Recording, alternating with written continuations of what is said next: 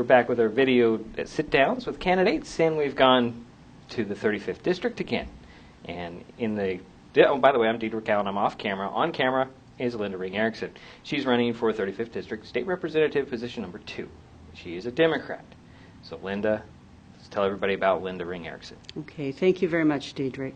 I am Lynda Ring-Erickson, and I am running for the vacant position in the 35th District. The last few years have been a difficult time for our country and our state, and also for the 35th District. And I believe this campaign is about jobs, it's about our natural resources, and it's about transportation to take us into the future. Many of you have heard me say already that this campaign is about jobs, jobs, and jobs. It's about keeping the jobs we have. It's about attracting new business and growing our own business, that are jobs that are good living wage jobs, that want to stay here, that want to invest in us and our employees.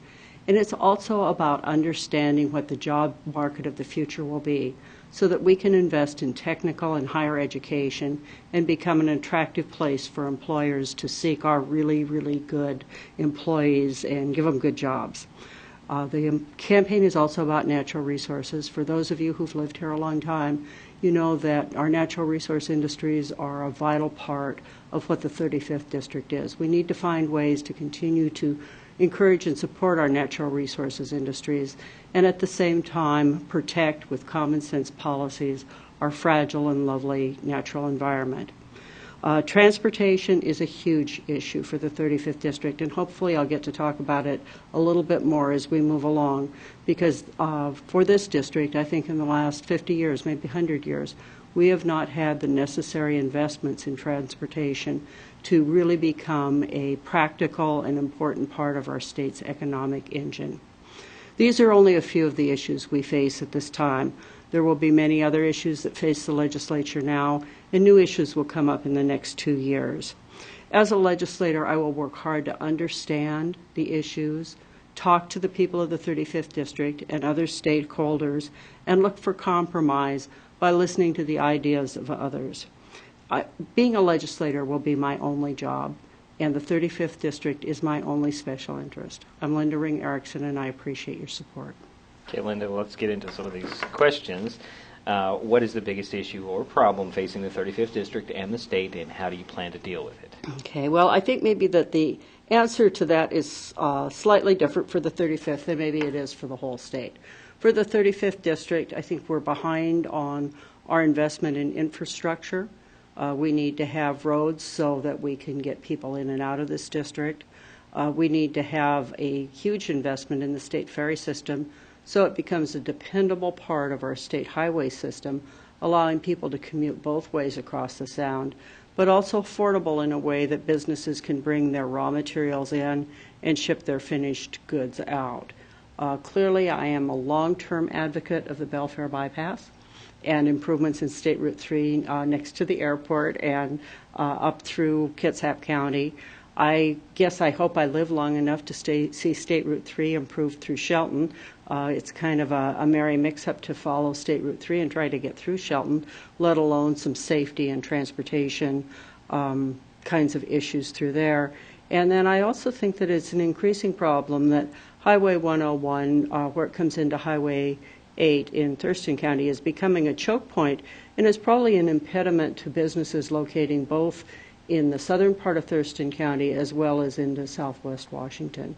For the state, I think we really have to address education and education funding, as well as, of course, transportation issues in other parts of the state. How do you propose to increase tax revenues to support current services in the 35th District and the state? Well, I think that what we really need to do is get business going again, get jobs created, get people back to work. Clearly, there are some flaws in our state revenue system. It's very complex, and you can study it all the time. One day you finally understand it, and then they change it, and you have to start all over again. And I think that that is a little bit of a put-off to investment in our state. But the reality is we were doing well during better economic times. And in order to restart our economic engine, I'd like to see us get jobs going and get businesses going. Are there considerations that I might make in terms of how to change the revenue stream? Yeah, I am willing to look at that, but I'd like to hear some other people's ideas. So you mentioned it, and you have a specific plan to attract businesses and industries to the 35th District state? A few months ago, because I really thought jobs were important, I took it upon myself to call a couple of Fortune 500 businesses. I thought, well, I'm not necessarily asking them to locate here, but I'd like to hear what they think about in terms of locating a new office. What I heard was that if the principal is a man and the wife comes with him and the wife looks around and says, I won't live here, they never come back. If the principal is a woman and the man comes along, he probably won't say anything one way or the other. But what business after business told me is what they really want is for their employees to be able to live close to work and to make sure that their children are in world-class schools and that they can look over and they can build a building and they might help us with some infrastructure. But if we had really, really good schools, that their employees that they would bring in, their principals, would be very interested in living here. So I think the first investment, and it is a long-term investment, is to help make sure that we have some of the finest schools in the world. When I was growing up, Washington had the best schools in the United States, and the United States had the best schools in the world. And now I think we're about 25th and 25th. And it's not a change in the people, it's a change in how we have prioritized what we do. And I think we need to go back to that. Last question for you, Lynda. What is the state's single biggest need? Well, it gets back to education again. I think we need a world-class K-12 system of education. We need technical colleges that provide training for the jobs of the future. We need more four-year degree programs that are offered outside just the core urban areas. You want people to be able to live and enjoy and work in areas while they get their education. I grew up in the 35th District, as did my parents, and I ended up leaving here because I couldn't get my education. And it took me a long time to come back because I couldn't get a job. And I don't want the young people that live here now to have to make that same decision. I want them to be able to decide to stay here, to get a good education, to be well employed. And some people will always decide to leave, and I hope that for those who leave, other smart, intelligent, I guess smart and intelligent are the same thing, other intelligent, creative, and thoughtful people will want to move here because of what we have to offer. All right, Lynda, thank you for taking some time. As Lynda Ring-Erickson, Democratic candidate for 35th District State Representative, Position 2.